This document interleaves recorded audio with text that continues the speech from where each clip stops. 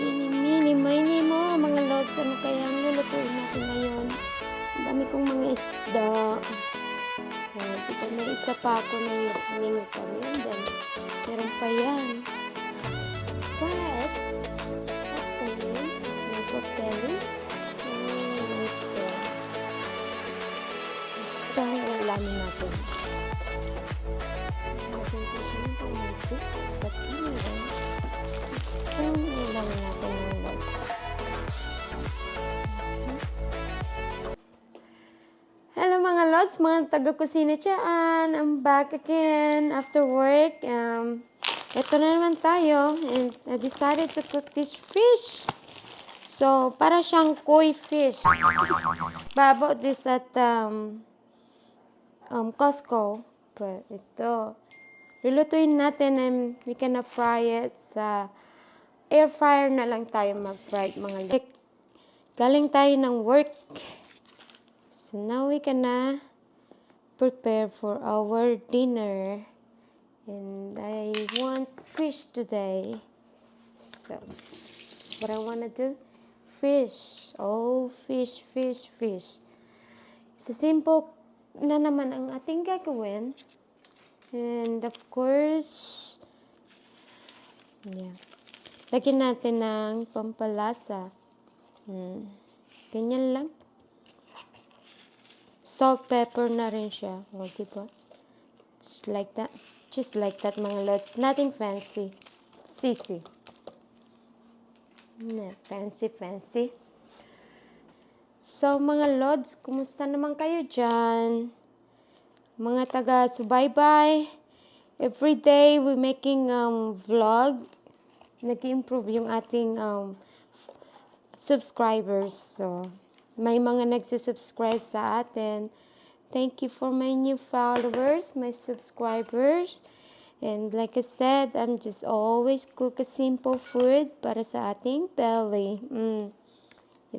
Simple lang. Pagkasimple lang ang ating luto, mga lods. Tsaka na lang yung mga fancy, kung meron na tayong pambili. Kasi, ganito muna. Parsley. And, gonna put inside the parsley para may lasa. O, diba? And, just put some onions powder. Napakasimple lang. It's a simple food. Quick recipe again, mga lods. And, of course, we will using our air fryer today. I hope it turned out good too. So, yeah. No soup today, but anyways, that's it. Just simple. Ang bilis ko magluto kasi lutong bahay. Lutong bahay. Ayan mga lods, so ang ating koi fish. Hindi ko alam anong tawag nitong isda na to. Para siyang tilapia, pulang tilapia. Bahala ka na dyan. Parang koi kasi siya. But that fish is so yummy. But so anyway, we can do air fryer. Hindi pa ako marunong nito. So, siguro mga 20 minutes. And then the temperature, I'm gonna use, let's say, para naman hindi masunog masyado. 330. That should be okay. And then good to go. I think I have more think. But anyway, I went to Asian store and I got this a lot of bagoong. I like the bagoong. And I got these as well. And yeah, I got these. Sa Asian store, salted seaweed. Yes, mga lods. So, yeah, I use this for kimchi and it's really good. So now this is our kimchi. You wanna see, mga lods? Ano na yan? Ayun ang ating kimchi, mga lods. So, okay yan sa ating isda. Naisipan natin maglagay ng more neto. Here you go. Ilagay natin siya sa kimchi. Para mas masarap yung kimchi natin. Marami siyang Korean radish.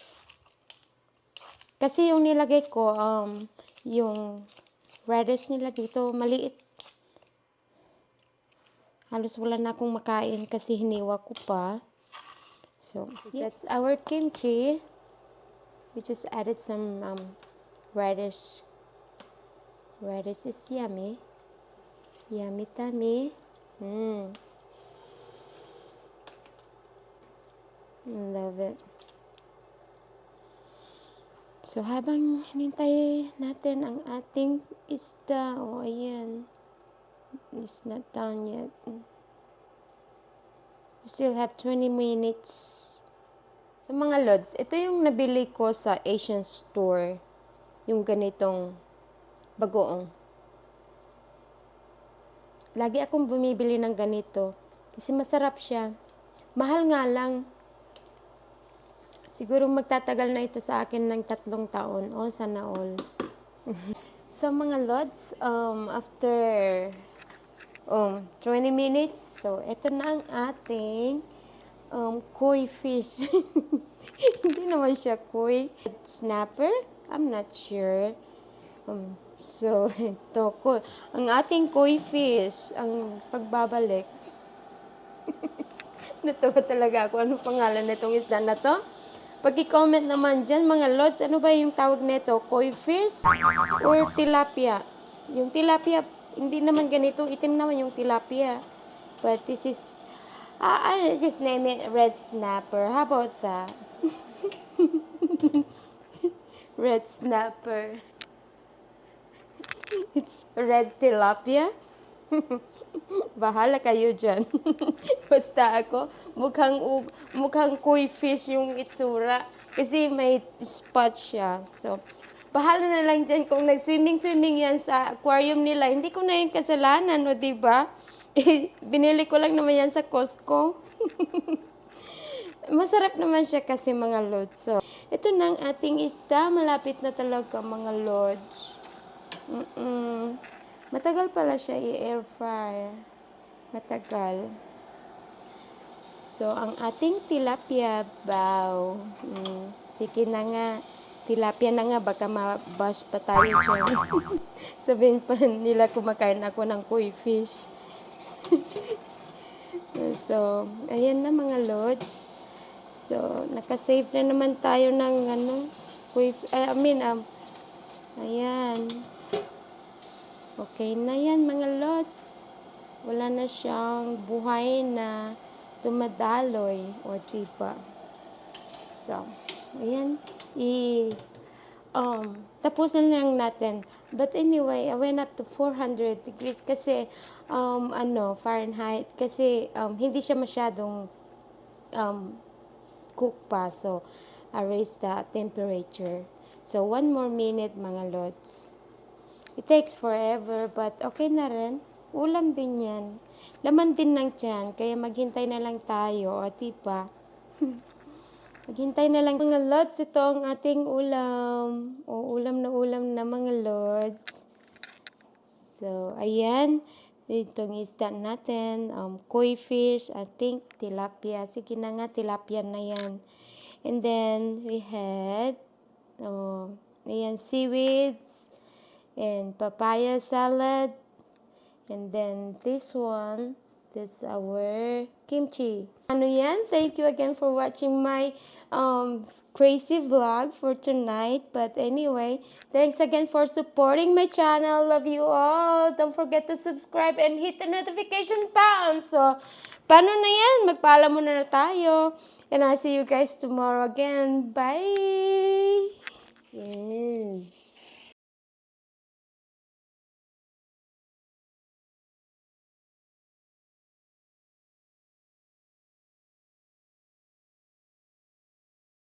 Where's my phone? Oh, back there.